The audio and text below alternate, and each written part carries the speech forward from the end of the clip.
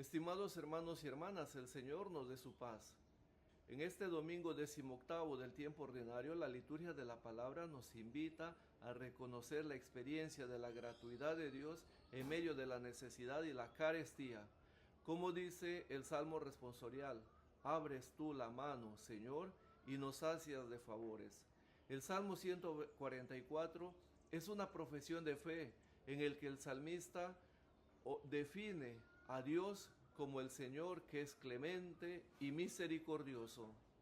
La primera lectura, que está tomada del profeta Isaías capítulo 55, los versículos del 1 al 3, nos presenta la visión mesiánica como en tiempos de abundancia de comida y de banquete. El profeta anuncia el tiempo mesiánico como un banquete en el que la humanidad se sentirá saciada. Vengan, sedientos todos, los que no tienen dinero, los que no tienen que comer, vengan a saciarse sin pagar. El profeta no anuncia un discurso retórico, tampoco un discurso condicional. Es un imperativo, vengan.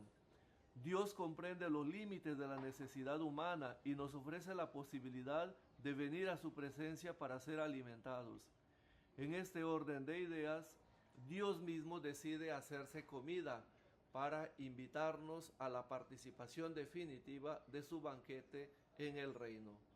Por eso, el Evangelio, que está tomado de San Mateo capítulo 14, los versículos del 13 al 21, nos presenta a Jesús, que hace visible la presencia del reinado de Dios en la figura del banquete realizado en la multiplicación de los panes.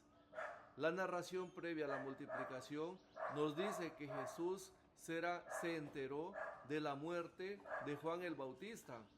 La muerte de Juan el Bautista prepara la escena de la multiplicación de los panes. De frente a la muerte, Dios se hace presente. En medio de la necesidad, nos ofrece la generosidad de la providencia divina.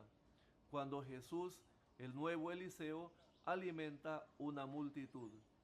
La muerte de Juan el Bautista cierra el ciclo de la historia de la salvación y abre una nueva historia de la aventura del amor de Dios en la realización del reinado iniciado por Jesús de Nazaret.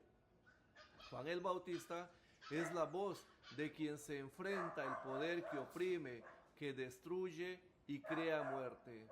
Juan es la voz que anuncia y Jesús es la palabra que da vida. De hecho, los padres de la iglesia han interpretado a Juan como voz y a Jesús como la palabra que nos trae vida y salvación.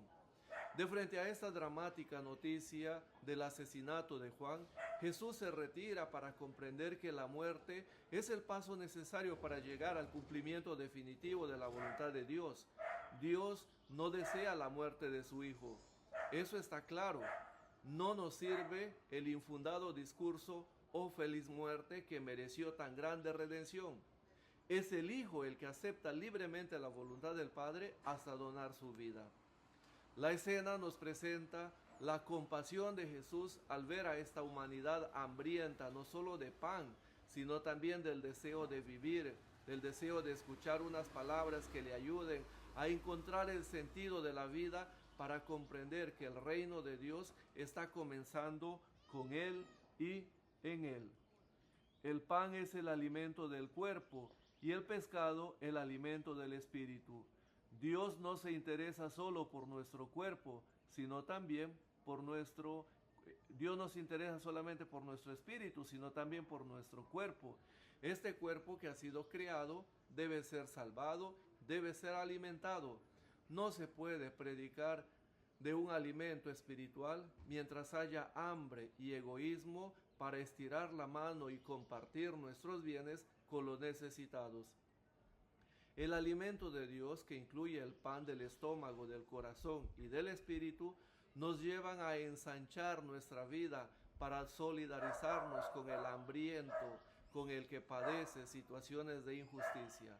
Por eso, la segunda lectura, que está tomada de la carta a los Romanos capítulo 8, los versículos del 35 al 39, nos presenta la certeza desde la misma experiencia de Pablo, que nada nos puede separar del amor de Dios, ni siquiera la apariencia del discurso clerical de la condena eterna. Lo eterno en la lógica de Dios no puede ser en negativo. Eterno es el amor de Dios. Eterno es la salvación de Dios. Por eso San Pablo nos dice que para lograr esto nada nos separa del amor de Dios. La gracia del Señor nos acompañe. Buen domingo, paz y bien.